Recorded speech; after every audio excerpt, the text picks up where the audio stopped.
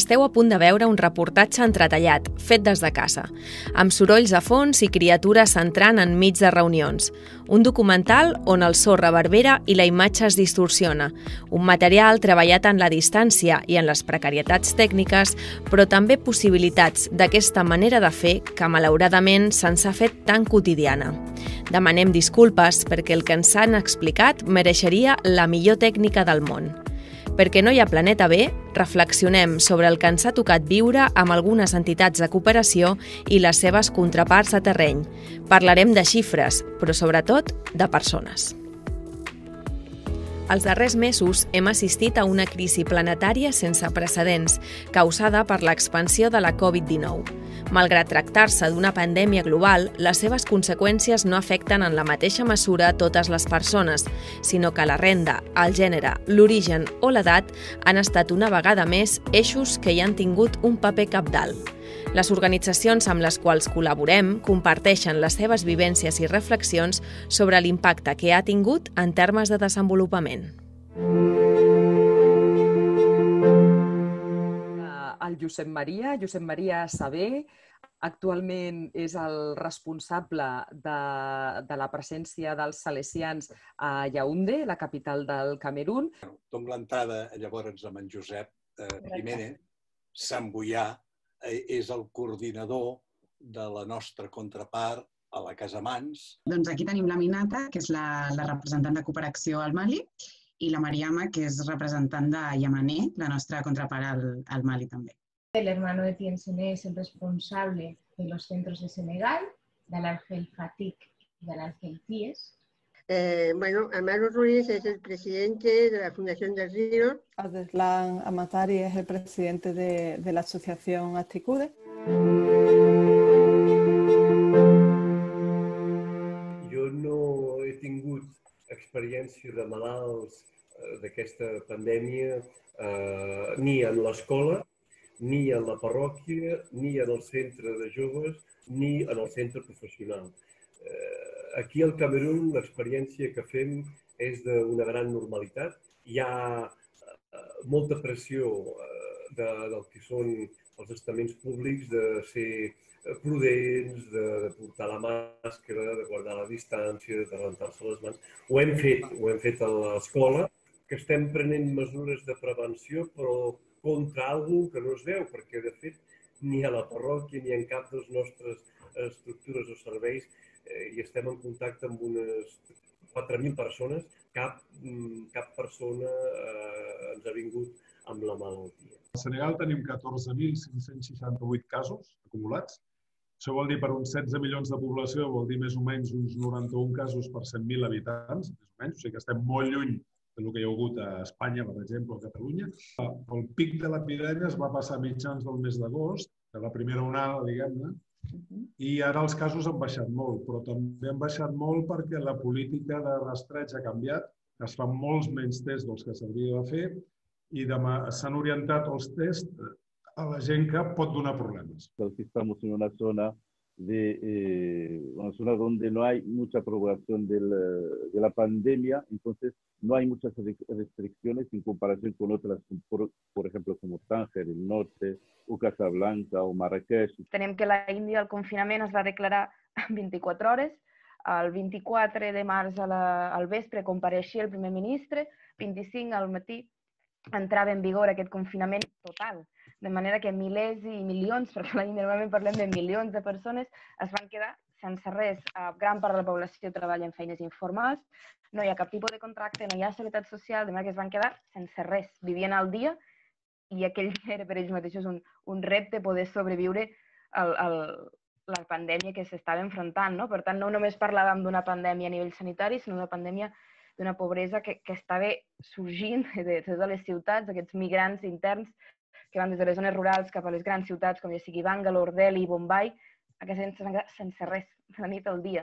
Per tant, havíem de donar resposta també a totes aquestes necessitats que ens estàvem de cop enfrontant. Aquest confinament va fer estabilitzar molt el número de creixement de casos. A partir del maig-juny comença aquesta unlock, li diu el primer ministre, aquest anar obrint a poc, i sí que veiem que els casos han anat creixent exponencialment, però per la necessitat que no podien el país seguir parat. un sistema sanitari públic que ja es trobava en una situació molt delicada, cap sistema sanitari estava preparat per viure això, el de la India tampoc. La situación en Nicaragua se ha agudizado, sobre todo por la entrada de una nueva crisis, ahora una crisis de salud provocada por la pandemia del coronavirus. Esto se suma a la crisis de derechos humanos que años anteriores hemos venido desde 2018 manifestando y denunciando sobre las violaciones a los derechos humanos que han sucedido a la sociedad nicaragüense y también en particular a la organización por la labor de denuncia ambiental y de conservación que viene trabajando en el sureste de Nicaragua. Pel que fa a Nicaragua, la pandèmia allà ha afectat com una mica de forma tardana, no? Quan nosaltres aquí ens començàvem a confinar, allà semblava que no passava res. I ara notem nosaltres, amb la nostra contrapart, que estan notant moltíssim les conseqüències de la pandèmia ara. Nos sentimos algunas veces un poco limitados en comparación con lo que hacíamos en las condiciones normales. El confinamiento y las limitaciones de las restricciones que existen no nos dan el espacio confortable para realizar nuestra acción. Porque lo más importante lo que hacemos es producir impactos en la realidad, producir impactos en la sociedad. Para nosotros la acción concreta en el terreno, trabajar con los grupos vulnerables, es acercarse más a ellos, escucharles, recibirles y acompañarles. Es todo un trabajo de acompañamiento físico y entonces en vez de ir trabajando con 100 personas, estás limitada a trabajar con 7 o 8 personas. Mira cómo se reduce el impacto. On peut dire que ça a affecté nos activités qui étaient prévues sur le terrain. Ça, c'est un. Il ne faut pas oublier que Yamani et Yamani AJM est notre partenaire du projet de coopération.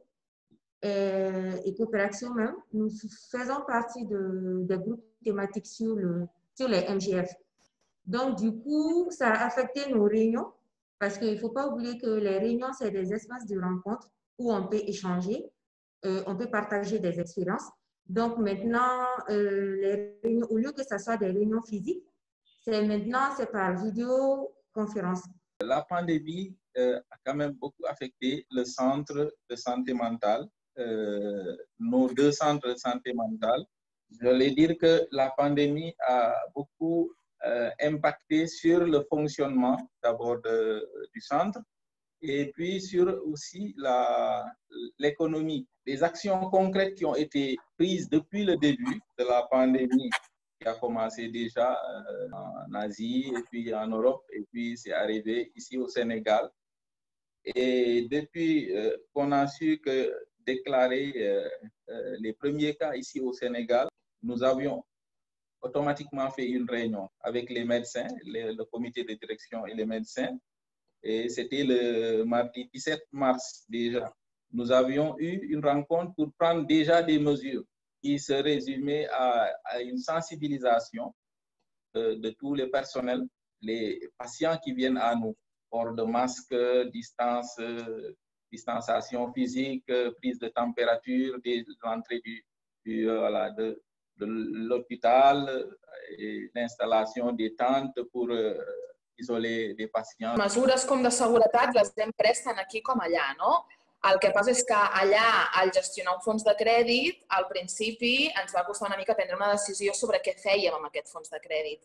Perquè, clar, les persones estan tenint menys ingressos i, per tant, poden retornar les quotes amb menys freqüència i això afecta a la rendibilitat del fons. I, per tant, doncs, els seguiments es fan per telèfon, s'han deixat de fer formacions, al mercat, que les dones baixaven a vendre els seus productes des de les comunitats fins al nucli urbà, s'ha quedat parat i sobretot aquestes han estat les mesures que s'han pres allà, intentar evitar l'aglomeració de persones i intentar evitar el contacte entre persones.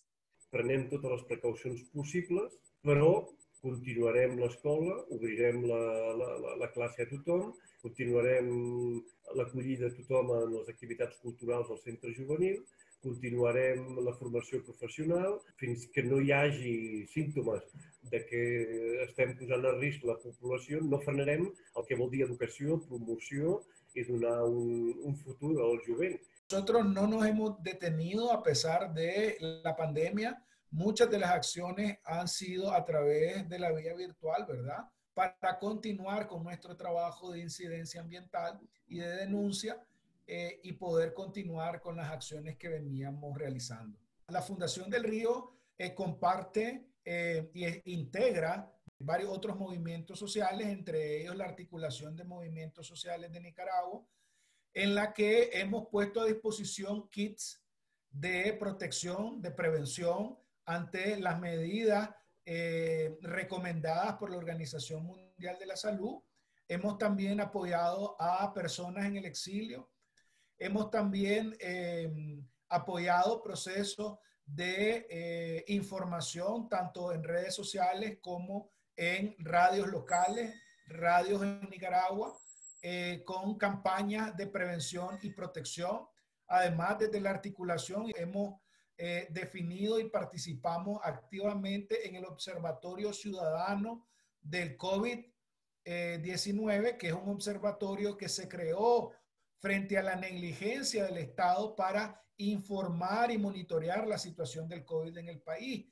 El régimen en Nicaragua, el régimen de Ortega Murillo, ha tratado de ocultar las cifras reales de la pandemia del coronavirus y no ha tomado las acciones necesarias para contrarrestar los brotes y la propagación de la pandemia. Es decir, en muchos de los casos lo que está promoviendo son actividades públicas y masivas contrario a las recomendacions de l'Organització Mundial de la Salut. Bueno, a part de que el govern de Nicaragua ha evitat completament parlar d'això, en tot moment no ha aplicat cap mesura sanitària, que el govern ha cridat a la mobilització constant quan la gent a casa seva estava intentant prendre mesures, que no s'estan fent els testos necessaris, que el govern no està donant les dades reals, que és la societat qui a través de les seves xarxes està fent informes de l'afectació real de la pandèmia a la ciutadania i que la gestió està fent molt malament, que els primers que ho pateixen és la ciutadania. Fins a quin punt les mesures de contenció de la Covid van tenir present les realitats d'altres països, que no seria l'europeu o occidental, amb aigua corrent, habitatges amb més d'una estància, amb un sistema de seguretat social i d'apoyo, no? Per tant, el repte era doble i la gent sí que és veritat que ho està seguint. De seguida es van organitzar. Van veure una gran mostra de solidaritat, que encara avui estem veient. Són els mateixos camperols que es van apropar a la fundació i ens feien donacions. Donacions petites. Podien ser un sac d'arròs, podien ser 3 quilos de tomàquets que els havien sobrat de la collita d'aquell dia. I el nostre hospital va ser reconegut centre de referència a tot el districte de Nantapur, amb una població de més de 5 milions d'habitants. Des del 16 d'abril portem ja atesos més de pràcticament 5.000 persones de Covid a l'Hospital de la Fundació. A més, vam començar la fabricació de mascaretes de cotó a través dels nostres centres. Tenim uns tallers d'artesania on treballen dones amb diversitat funcional. Es van posar de seguida a buscar patrons i a fabricar aquestes mascaretes davant la falta de material. I a més, van ensenyar a modistes locals dels pobles a fabricar aquestes pròpies mascaretes. Hem aconseguit fabricar-ne més de 5,5 milions des que vam començar al març. Sí, vull dir, quan es van posar a fabricar no va haver qui els parés, van fabricar. El que era una escola d'idiomes ho vam habilitar com un centre temporal de ginecologia i obstetrícia i a més teníem l'hospital de Kaleandur, que és un segon centre de la Fundació, que en un sol mes pot arribar a atendre ara mateix 800 parts. Per tant, ha sigut tant en l'àmbit de la sanitat, l'àmbit de la prevenció. Vam estar al peu del canó des del març i fins avui, tot i que el personal mèdic està ja força esgotat. Il y avait, bien entendu, des moments où il y avait le confinement, où les patients ne venaient même plus à nous. Et c'était des patients de Thiès, parce qu'il y avait déjà, on ne pouvait pas se déplacer de Thiès de région à région, ni de département à département. Et c'était complètement bloqué.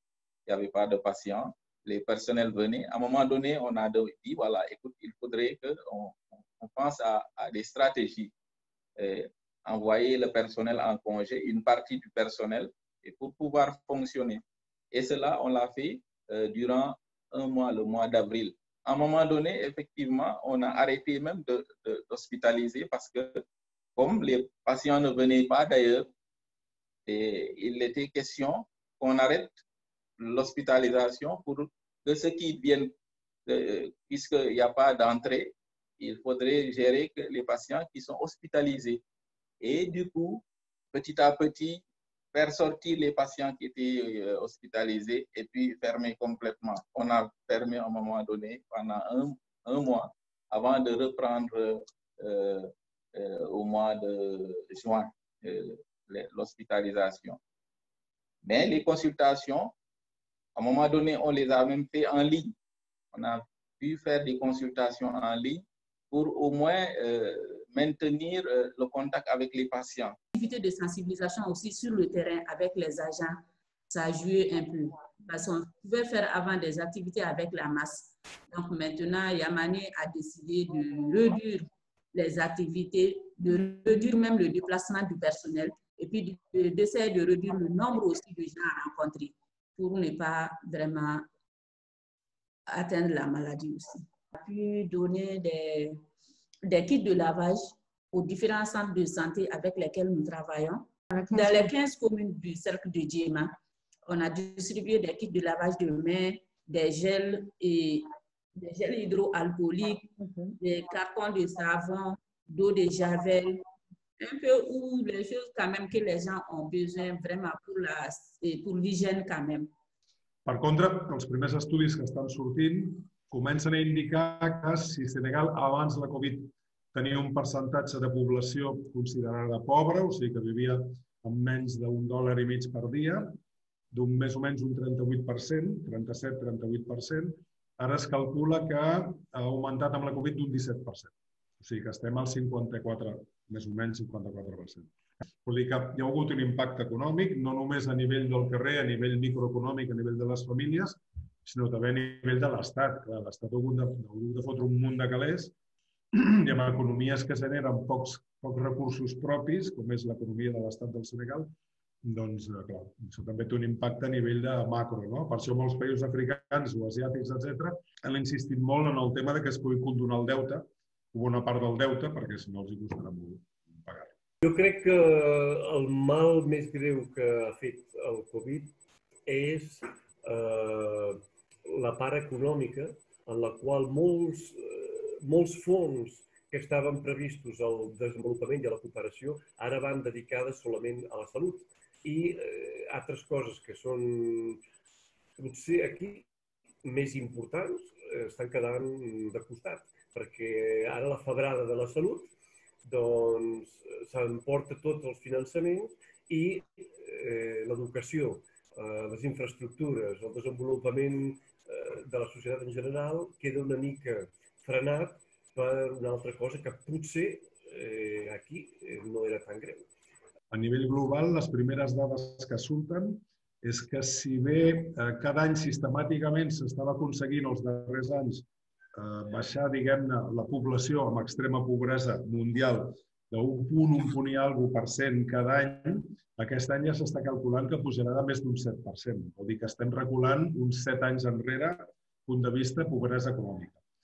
Pero al nivel del impacto de esa pandemia a nivel económico de Marruecos, muchas familias, por ejemplo, están sufriendo porque no tienen medios de, aunque el Estado ha puesto unas ayudas a las familias vulnerables, a las categorías vulnerables, pero no es suficiente porque ya muchas personas han perdido su puesto de trabajo, muchas personas que estaban en el sector informal no encuentran de qué vivir, pues visto que en Marruecos la mayoría son personas humildes. Et ça a affecté les activités sur le terrain, surtout la prise en charge qui se fait dans les centres de santé.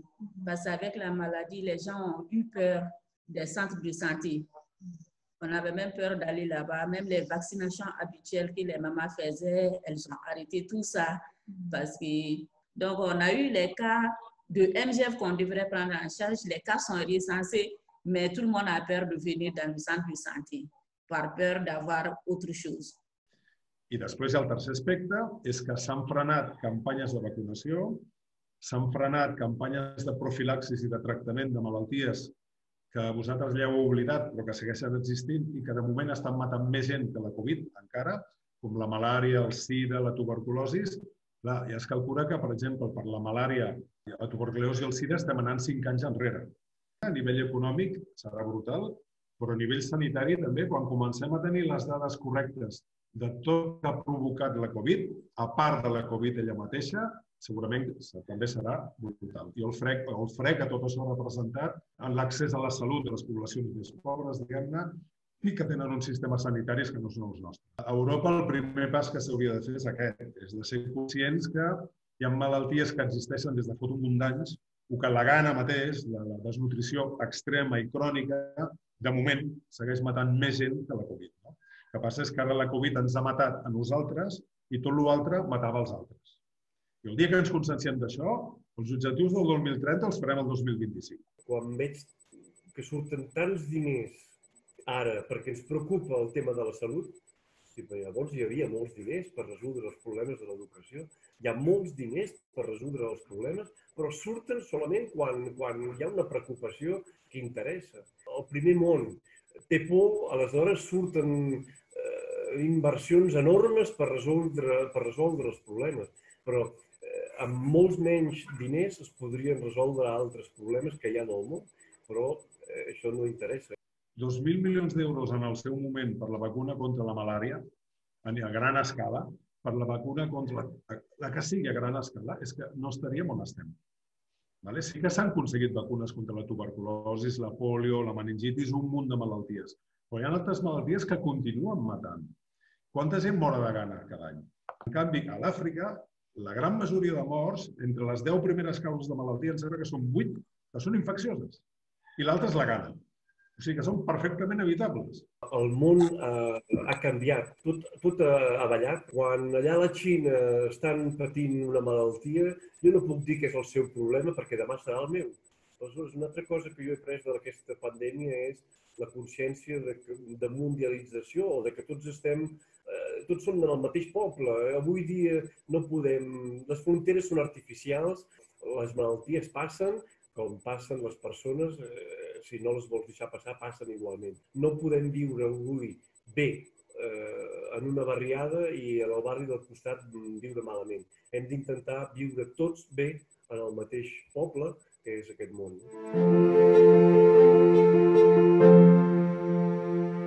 El futur. Jo crec que sortirem, espero que sortim reforçades de tot això, amb un gran aprenentatge fet.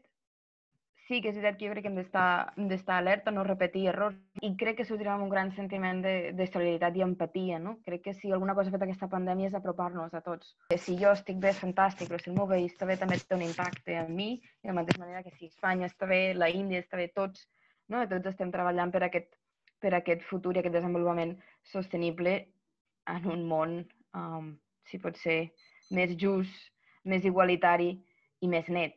Estan suposant uns retrocessos pels drets de les dones, no? I l'accés a drets sexuals i reproductius, el dret a una vida sense violències, i tot això d'alguna manera el que fa és que haguem de lluitar encara més per aquest possible retrocés i sobretot demanar que hi hagi una cooperació, no? I una cooperació compromesa amb el moviment de dones i feminista. Crec que en el futur, crec que en aquests països i crec que en un món millor, però l'hem de construir amb l'educació.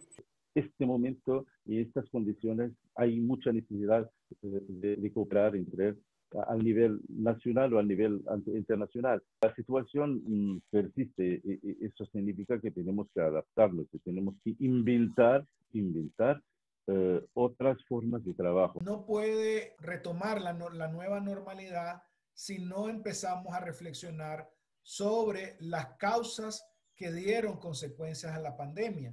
Entonces aquí hay un llamado a cómo repensar, reflexionar sobre los equilibrios ecosistémicos del planeta, reconocer que todos estos elementos están relacionados entre sí y que por ende necesitamos de hacer medidas para detener esos procesos de explotación, de extracción de estas especies silvestres que están en estos ecosistemas. De esto sacamos una lección de el equilibrio que existe entre la naturaleza y nuestras sociedades.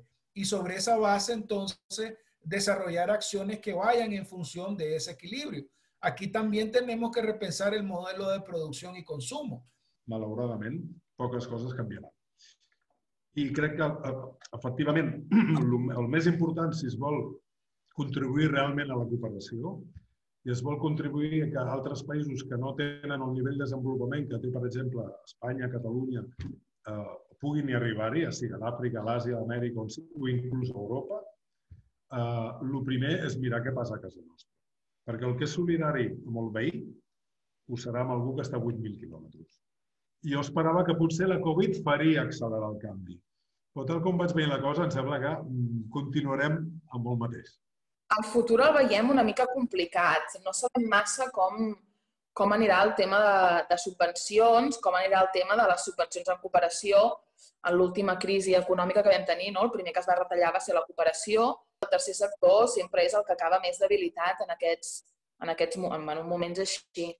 Però esperem que n'haguem après de l'última vegada, que de lo que ja va passar s'entengui i s'hagin pogut fer canvis i que les entitats que realment treballen fent una feina per les persones més vulnerabilitzades ara no pateixin, perquè si patim les entitats, pateixen també aquestes persones.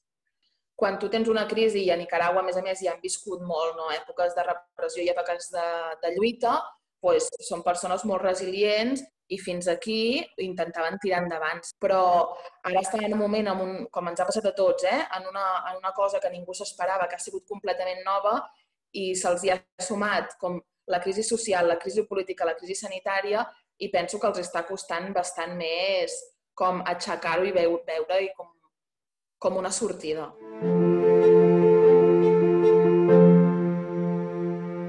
Resistencia, capacidad de adaptación, valentía, profesionalidad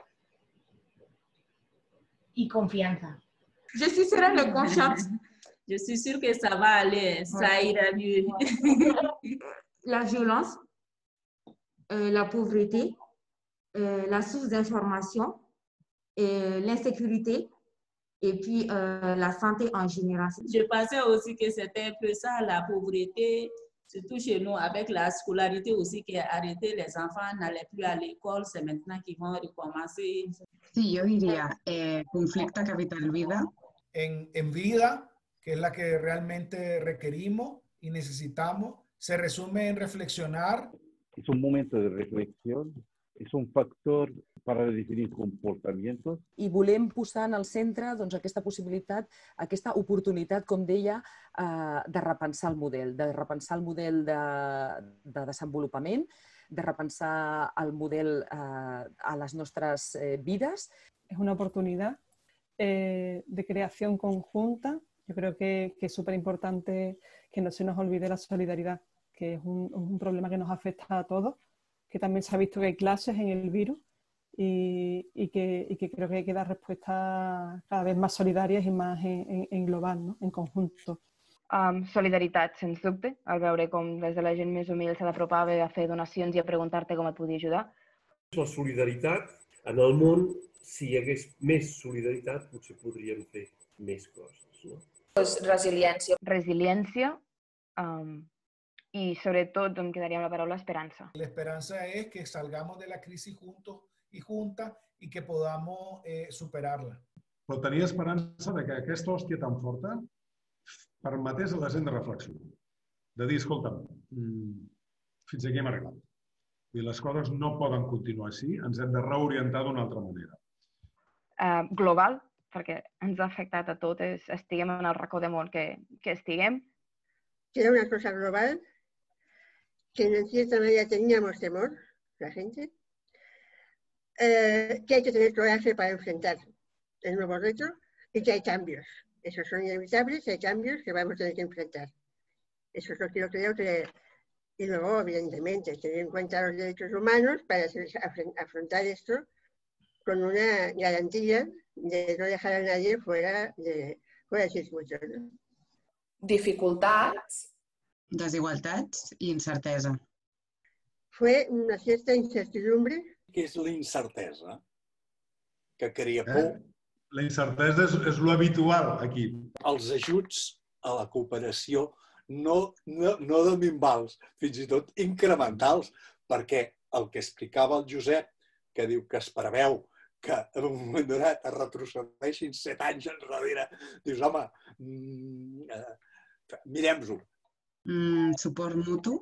Com comunitat o xarxes, llaços, el resum de totes les paraules que he anat dient és lluita. Crec que tots hem lluitat molt per seguir endavant, tots i totes, Seguimos resistiendo.